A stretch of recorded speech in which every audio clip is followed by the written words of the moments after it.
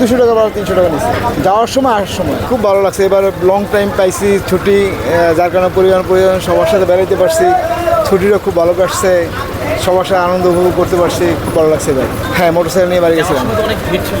অনেক ভিড় ছিল না, আমি ওই সময় তেমন একটা ভিড় পাই না। আমি রমজানের 25-26 রমজানে গিয়েছি তো, অত ভিড় পাইনি। না, এবার ভোগান্তি হয় না, সত্যি কথা, এবার কোনো ভোগান্তি হয় না। এবার দালালদের দৌড় ছিল না। এবার যারা নিয়ে আসছে তাদেরকে আমরা যা বকশিস করছি তাই নিচ্ছি, এর বেশি কিছু ইয়ে করে না। এবং ভাড়ার ব্যাপারটা শুধুমাত্র লঞ্চ কর্তৃপক্ষ ভাড়া বেশি নিচ্ছে আর কি। এতে 200 টাকা বা 300 টাকা নিচ্ছে যাওয়ার সময় আসার সময়। ওই 200 টাকা ভাড়া 300 টাকা। না, সন্তুষ্ট না, ওরা এইভাবে বেশি নেওয়াটা ঠিক না।